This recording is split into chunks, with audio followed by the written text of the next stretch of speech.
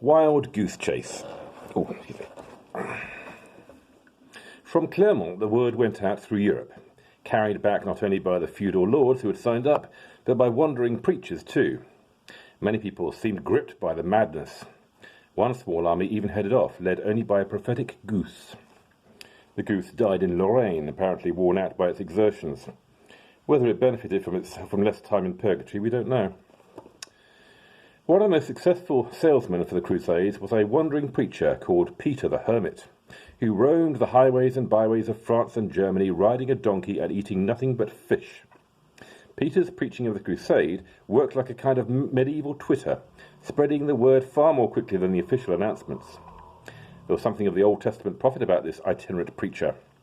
His sermons fired up the imagination of so many peasants that while the proper army was still being organised, 40,000 men, women and children gathered in the Rhineland in 1096, where they began warming up for their great heroic adventure in the Holy Land by slaughtering thousands of Jews in Germany.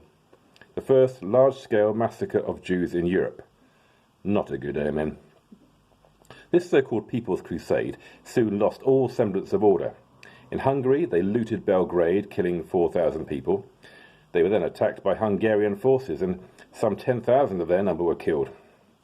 When they reached Constantinople, the emperor could scarcely believe his eyes. He was expecting a proper grown-up army. What he got was an early version of football hooligans, led by a filthy monk who smelt of fish.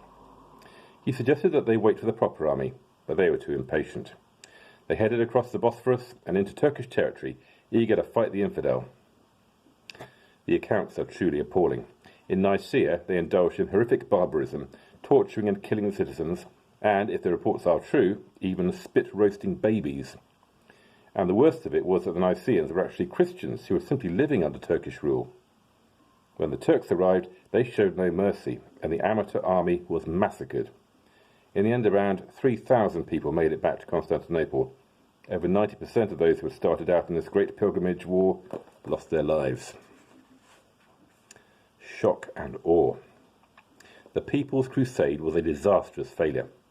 The knights, however, did eventually make it to their destination, slightly hampered by the fact that they could move only 2 spaces forward and 1 sideways. In 1097, the official army arrived at the walls of Antioch. They began the siege in fine form by catapulting the heads of 200 Turkish soldiers over the wall.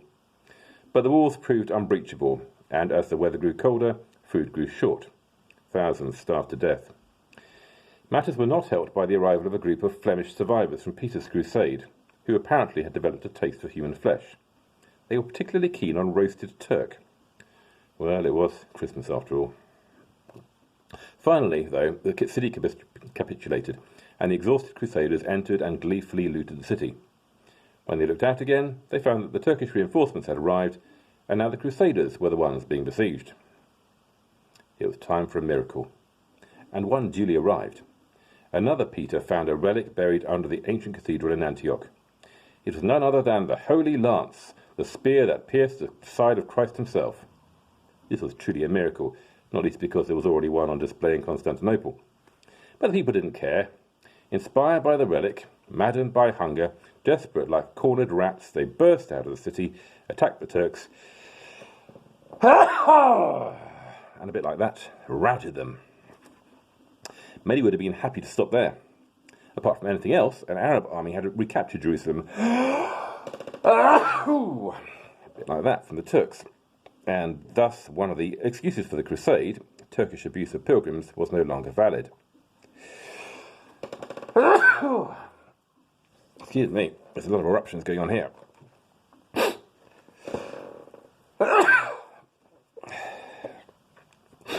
Sorry, I've just taken a COVID test, that's why I'm sneezing. But rather, Jerusalem remained the goal, particularly for the 60-year-old French Count Raymond. He gathered together a group of zealous crusaders and led them south, barefoot, to Jerusalem. On Friday the 15th of July, 1099, after a difficult and arduous siege, the Crusaders managed to capture Jerusalem. Their joy was expressed in widespread slaughter. Muslims in the city were massacred. Synagogues full of Jews were burnt to the ground, in what Raymond's chaplain called a just and splendid judgment of God. As one Crusader wrote home, "If you had been there, you would have seen our feet coloured to our ankles with the blood of the slain. But what more shall I relate? None of them were left alive, neither women nor children were spared. Afterward all clergy, laymen, went to the sepulchre of the Lord and his glorious temple, singing. With fitting humility they repeated prayers and made their offering at the holy places they had long desired to visit. The Crusaders went on to capture further territory in the area and establish the Crusader states of the Kingdom of Jerusalem, the County of Tripoli, the Principality of Antioch, and the County of Edessa. Militarily, the operation was a success. Jerusalem had been recaptured. Many infidels were brutally slaughtered. It was a triumph for peace, justice, and the European feudal way. But the survival of the Crusader kingdoms was always precarious. Most of the Crusaders returned home in 1100, leaving only a few hundred knights in their newfound kingdom. The Kingdom of Jerusalem was repeatedly under attack, and none of the Crusader strongholds managed to hold off recapture for long. And it did nothing for East-West unity either. As Crusaders crossed Turkey, they looted and burned many Byzantine cities that still had Christian inhabitants. Later Eastern emperors grew to fear the advent of a crusade, and with good reason.